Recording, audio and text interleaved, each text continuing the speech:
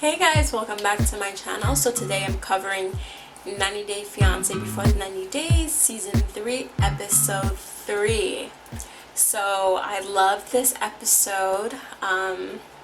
This episode was trash, but in a good way, because it got me yelling at the screen. It got me shaking my head at some people. I was very engaged throughout the whole hour and a half of content. So we have a lot to talk about today. So let's start off with Rebecca and Zedd. So she meets him, she gets the rental car. She has to drive around, which I understand that he's not, I would say, like fully licensed or licensed enough to get to drive the car, but like I know that, but I would have just told you, like, I'm not used to driving this place. I trust you. You have a license. You know how the rules work. Why don't you just drive the car? It doesn't matter that you're not supposed to. Like, it is what it is. He has Rebecca driving the car. They go to the hotel room. They're going to have sex. But they still have a little bit of awkwardness between them, or it's still very like getting to know the person, which totally understandable. She shows him lingerie, and they've been sexting and whatnot for this whole time, so they kind of know the deal. They know what it is. He's very happy with her, and she's very happy with him. I don't know when she's gonna reveal to him that she's married, but I feel like she needs to tell him soon. So they have sex, and it's wonderful for them. Great. Didn't want to hear anything else. Which Zedd, by the way, has really nice teeth. I really like looking at his teeth. They're really nice and straight. I have a thing for like straight teeth. So then they go to some kind of shisha place, and she starts bringing up her ex and like what she's not looking for, the things her ex did, the problems they were facing. And then Zedd was like, I was in a relationship before with a girl, she kind of like low-key cheated on me, and I got really angry. Zedd doesn't want to talk about their past and their the exes that they've had. He wants them just to move forward and for them to just be together, which I understand, because that's a lot of like negativity to bring up with somebody who you've just met and you're trying to get to know. So and then like Rebecca, you can't be asking questions now and stuff. Just because you didn't do it before doesn't mean you have to bombard Zedd with questions about like what is he gonna be like and blah blah blah. Just get to know him. But Zedd does admit that he is a jealous person, and he does not want her to be with anybody else, which is understandable. So we'll see when she actually reveals her secret.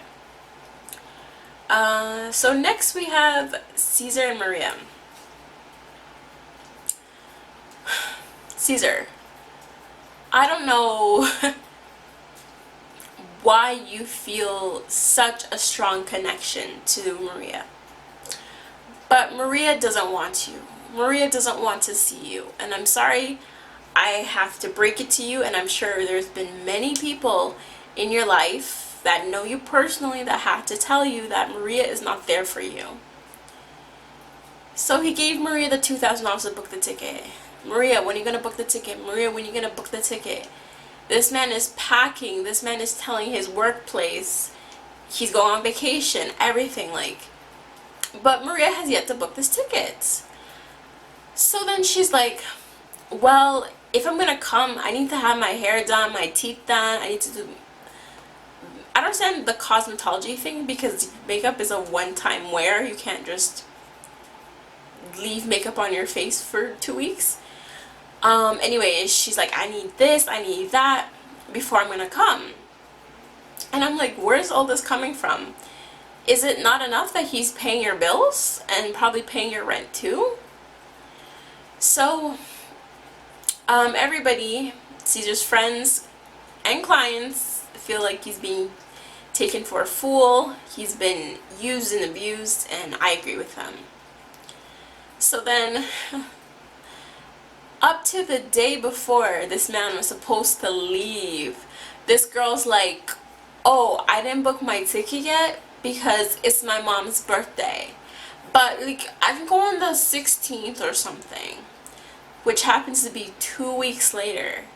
How are you telling me this the day before I'm going to leave? I have my things packed. I could have got my boarding information. Like, I could have done so much by that time. And you're telling me it's your mom's birthday. Like, if your mom's birthday happens at different days each year. Like, what a coincidence. You never said anything like that before.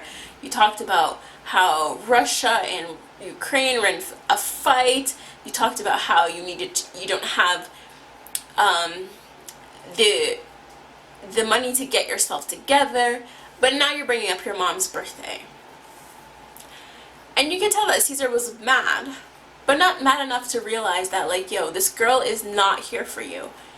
He was just like, oh, darn it, I wish she had said something before. So, with from the advice of his client, he's decided that not that he's gonna throw in the towel, but he's going to buy her tickets, which means nothing because you can buy as much tickets as you want. It's up to the person to actually show up. And he's gonna buy the ticket, and then he's gonna magically change his ticket or something. And I don't know if he got a refundable ticket, but he's gonna like somehow change his ticket the day before, 24-hour notice. He spent all his money, so he's not paying bills or anything to get her on a flight. It is 32 hours. That is a hell of a lot of time to travel. But, like as Caesar says, if she really loves him, she'll do it. So, we'll see what happens. I want to see if we'll really meet Maria and if she's real. Because who knows nowadays. So next we have Avery and Omar. So the cell phone was not found, and Avery went on the flight regardless. I don't think I understood that her mom was gonna leave them alone. That's why I was kind of just like, you can use the mom's cell phone and stuff, but I understand where her mom is coming from. Like, I'll be here with you for 5 days, and then you're on your own, and then you have no way to contact me in case anything happens, and blah blah blah. What if you don't like your new man? You never know.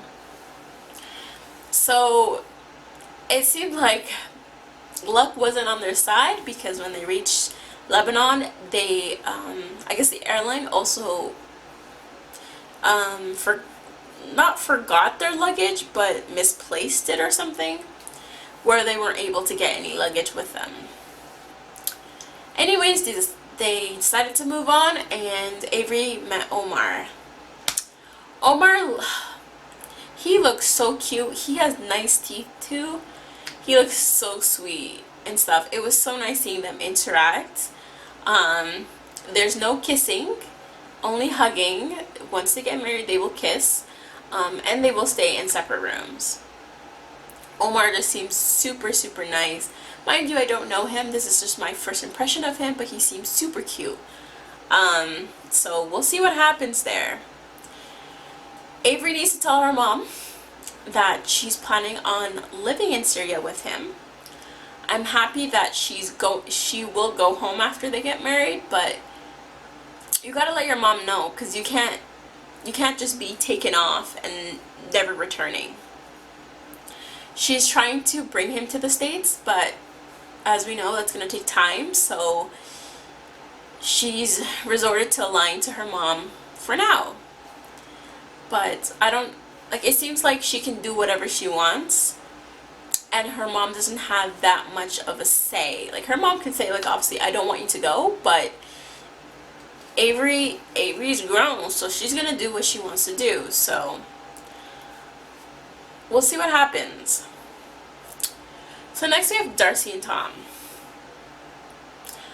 I knew when I was watching this and seeing the pictures, I was like, Tom doesn't look exactly like his pictures. His pictures do look kind of old. even if you change the angle and you do good sides, I'm like, even his hair, I didn't realize how gray his hair was. In the pictures, I didn't remember ever seeing gray hair, which I wish he should have dyed it. It would have made him look younger. But they've painted Tom to be this player, this guy that loves women. He's lived a bachelor lifestyle, and he has a hard time settling down. But for him, he thinks that Darcy is someone he could potentially see himself settling down with. He's spoken to her over the period of 4 years. I'm tired of them mentioning Jesse, pulling up pictures of Jesse. I was wondering if they blurred it out or not, because I wasn't wearing my glasses, so I couldn't tell if they blurred him out or not, but like, we know what Jesse looks like. I'm tired of them mentioning Jesse. And he meets his sister and I guess friend to tell them that like Darcy's coming and he wants to be serious with her. His sister does not believe 2 words coming out of his mouth. This is just like, okay, sure, alright. So we'll see what happens with that.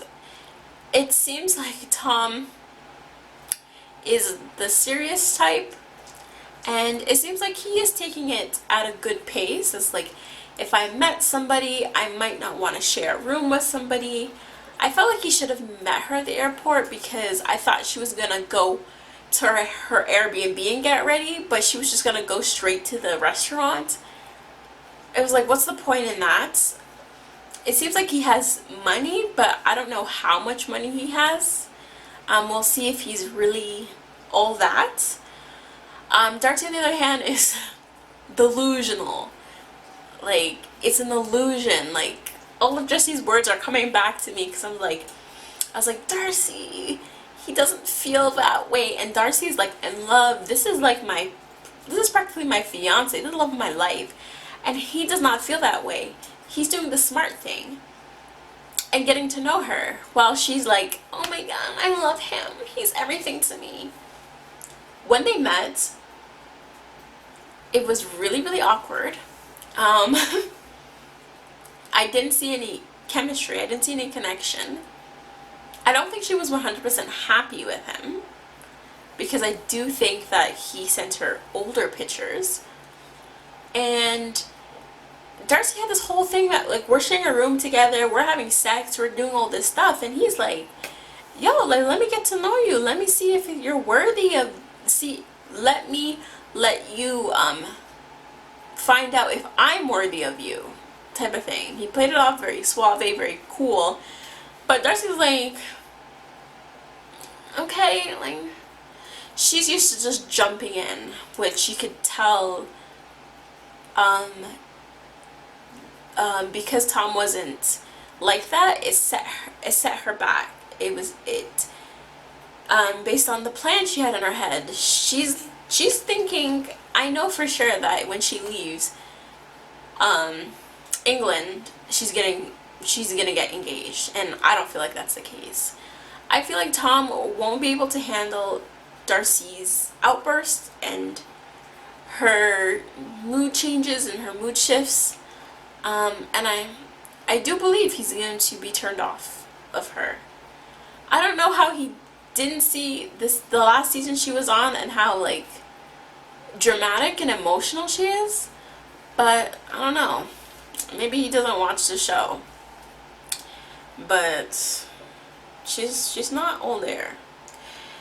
Okay, so next we have Angela and Michael. So Angela is gonna go, let me charge my battery 1 second. Okay, it's all brand new battery. So like I was saying, we're doing Angela and Michael. It's been a year since Angela has been in Nigeria. She's planning on going to Nigeria in a couple days. There's problems that they're facing once again. Surrounding Michael's ability to omit the truth, and Michael tells Angela what she wants to hear. He says one thing and does another. I don't know why he gets her, I don't want to say why he gets her angry, but he does certain things that he knows will get her angry, and like, I'm tired of hearing her mouth. I don't know how Michael deals with it. His goal is to get to America, and he's getting closer and closer, but he needs to be honest with Angela.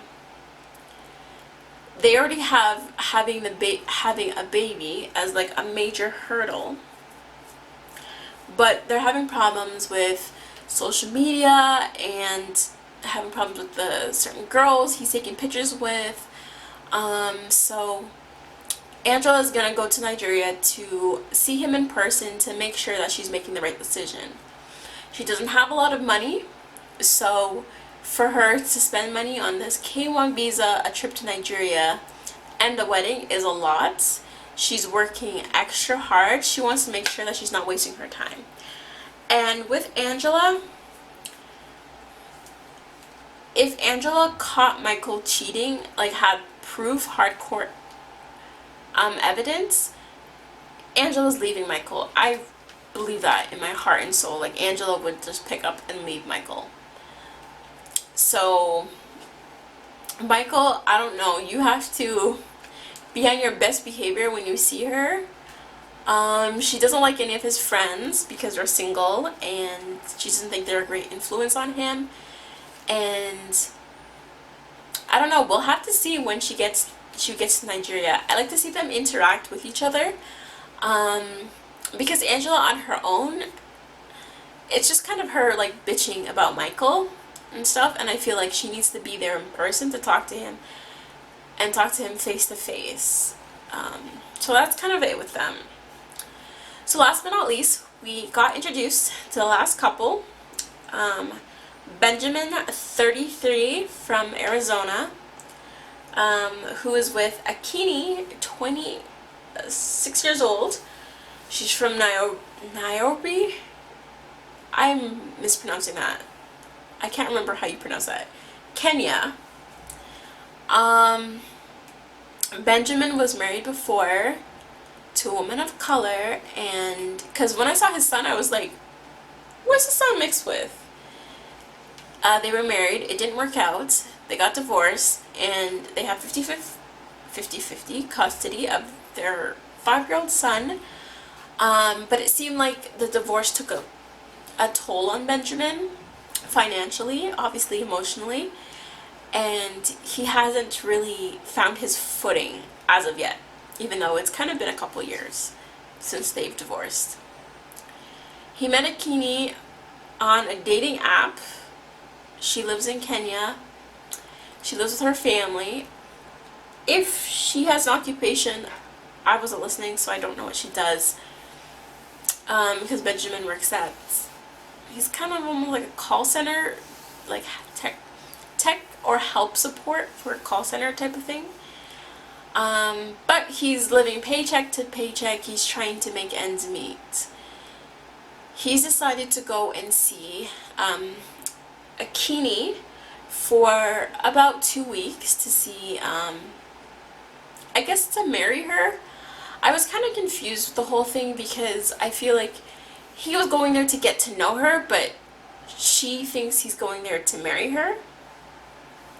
So she's kind of filling him in on the culture, and she tells him, like, when you bring home someone to your family, this is like your fiance or someone you're planning on marrying, and that there's some kind of bride tax you have to pay. I don't know whether that's true or not. That's not my culture. But, so then he's like, okay, so then how much do you pay? And then she's like, oh, I'll tell you when you get there. So you're gonna assume that I have enough money to pay for this? Like, why can't you tell me now? Why do you have to see me in person? Why can't you let me know beforehand? Because Benjamin does not have money like that. He's, like I said, living paycheck to paycheck, and I don't know why these people do this to themselves. You cannot afford to go there, so you cannot go. You can't afford to not pay your bills and stuff like this, in order to see someone you care about or you think you care about. He goes to the bank. He has $2,000 in his bank for the flight, and his bills are $1,000. He has $1,000 left, and that's it. Like, that's all he has. So that's probably spending money. And supposed to be the bride tax. Does he have a ring? Like, he doesn't have the money to do this, and I don't know why.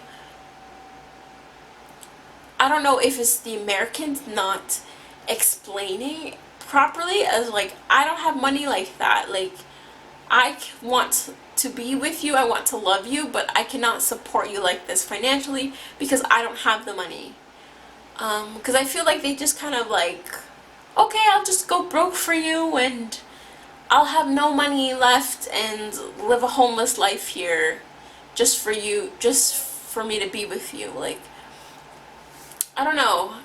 I feel like if you don't have money and I think you have money, let me know you don't have money, so my expectations are not through the roof. I don't know why they do that, because I feel like that would make situations much easier, because like, I told you this, I told you I can't afford this, I told you I can't do this, so like, it is what it is. And then maybe you'll find people who love you for you and not for what you can give them or for how much money you have. But anyways, that concludes the episode of 90 Day Fiance Season 3, Episode 3. I really enjoyed this episode, and I cannot wait until next week's episode. With that being said, don't forget to like, comment, and subscribe. Thanks for watching.